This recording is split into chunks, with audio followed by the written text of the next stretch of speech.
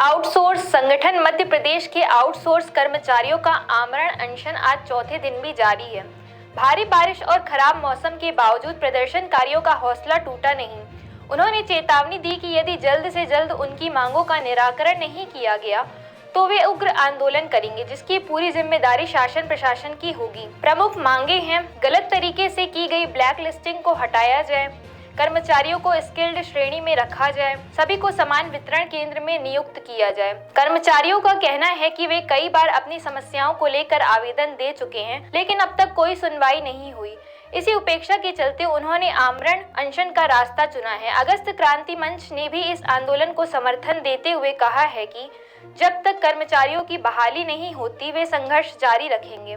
Outsource कर्मचारी, बारिश में भी हम डटे हुए हैं, जब तक न्याय नहीं मिलेगा हम हटेंगे नहीं। संगठन प्रतिनिधि, सरकार अगर नहीं सुनती तो आंदोलन और तेज किया जाएगा। प्रशासन की चुप्पी के बीच सवाल ये है कि आखिर कब तक कर्मचारी इस तरह खुले आसमान के नीचे अपनी आवाज उठाते रहेंगे और क्या सरकार इस संघर्ष को गंभीरता से लेगी?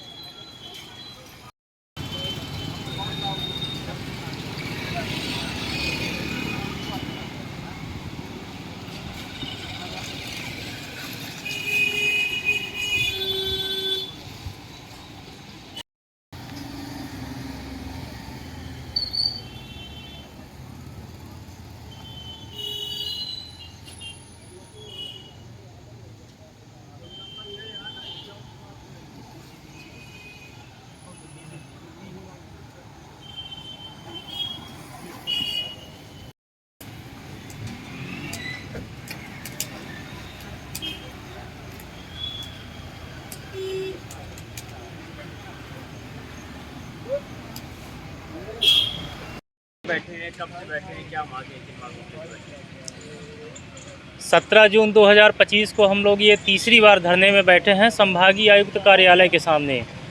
मांग तीसरी बार बैठे हैं, तीनों बार विदित है सब अधिकारियों को भी, प्रशासनिक अधिकारियों को और हमारे विद्युत संबंधित जितने भी उच्च अधिकारी हैं सबको ज्ञात है। पिछली बार भी हमने बताया था कि हमारी 3 महत्वपूर्ण मांगे हैं। हमें ब्लैक लिस्ट से हटाया जाए और हटाकर पुनः उसी सेमी स्किल्ड में रखा जाए और उसी सभी लड़कों को उसी वितरण केंद्र में रखा जाए। इससे पहले आपने धरने में बैठे, क्या आश्वासन मिला था, फिर धरना खत्म हुआ? देखिए 10 फरवरी को हम लोग मुख्य अभियंता कार्यालय में धरने में बैठे थे।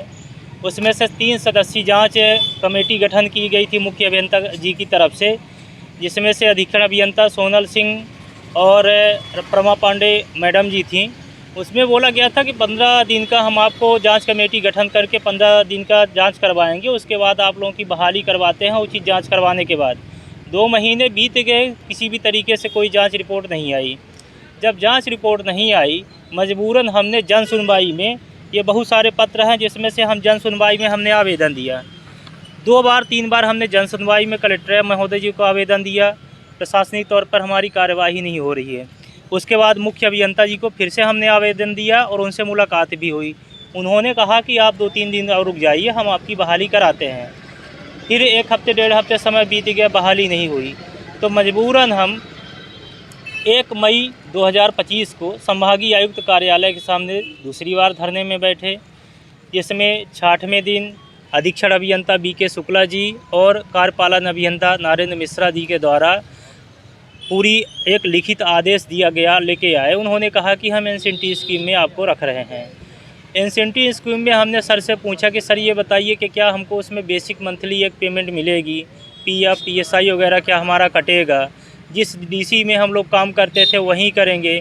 उन्होंने पूरी तरीके से बोला कि आप लोगों को मंथली पेमेंट मिलेगी और जिस तरीके से आपका PF या SI वगैरह कट रहा था वो सारी चीज़ें कटेगी। और हमने कहा सर ये बताइए इंसेंटिव स्कीम में वो तो एक प्रोत्साहन राशि है, जिसमें अगर आपकी कहीं हम चोरी पकड़ाते हैं तो एक रिकवरी निकलती है, उसके आधार पे होगा। उन्होंने कहा ऐसा कुछ नहीं है, आपको जैसे कंपनी के अंडर में पेमेंट मिलती थी उसी तरीके से मिलेगा। ये पूरी वीडियो रिकॉर्डिंग है। उन्होंने ये भी कहा कि सुबह आप लोग चले जाइएगा मुख्य अभियंता कार्यालय में, ज्वाइनिंग ले लीजिएगा। जब हम सुबह वहाँ गए, प्रमा मैडम पांडे जी से हमारी मुलाकात हुई। उन्होंने बताया कि हमारे पास ऐसा कोई आदेश नहीं आया है, आपसे झूठ बोला गया है।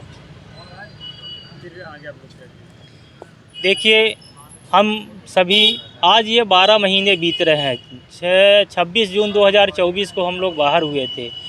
12 माह में हमने हर तरीके से हर प्रशासनिक अधिकारी के पास ज्ञापन दिया, संभागीय आयुक्त कार्यालय में दिया, जन सुनवाई में कलेक्टर महोदया जी को दिया, यहाँ तक कि हमारे विंध्य क्षेत्र के डिप्टी सीएम राजेंद्र शुक्ला जी को भी हमने 8 से 10 बार आवेदन दिया।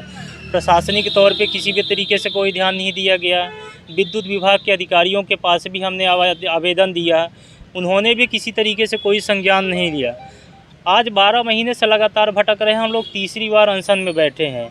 लेकिन इस बार हम आपको बताना चाहते हैं कि इस बार हम खाली आश्वासन में नहीं, हमें बहाली कर ब्लैक लिस्ट से हटाकर एक लिखित आदेश हमारे हाथ में भी दें और हमारे डिवीज़न में भी वो दें, और हमें जानकारी मिले कि डिवीज़न में लेटर पहुंच गया है, हमारे ब्लैक लिस्ट से हटा दिया गया है।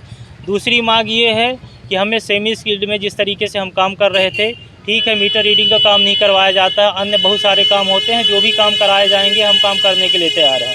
सभी लड़के तैयार हैं, चाहे जो भी कार्य कराया जाए। तीसरी मांग ये है कि जिस वितरण केंद्र में हम लोग काम करते थे, पहले तो ये था कि कहीं भी ट्रांसफ़र कर देंगे, जहाँ के लिए ज्वाइनिंग दे देंगे वहाँ चले जाएंगे, लेकिन अब हद से बात ज़्यादा हो गई। हम लोग जिस वितरण केंद्र में कार्य कर रहे थे, हम सभी उसी डीसी में ज्वाइनिंग चाहते हैं। कितने लोग हैं आप लोग जो? हम सभी 26 आउटसोर्स कर्मचारी हैं। हम सभी 26 आउटसोर्स कर्मचारियों के लिए पूरी मांग है कि हम जितने भी लड़के हैं, समस्त लड़कों का ब्लैक लिस्ट से हटाया जाए और 26 के 26 लड़कों को ज्वाइनिंग दी जाए। आज धरने का कौन सा दिन है? आज धरने का चौथा दिन है और बहुत ज़्यादा मेडिकल की टीम तो नहीं आई, सिर्फ 2 बार आई है, जिसमें से आज सुबह जांच हुई है तो इनका बीपी बहुत हाई है।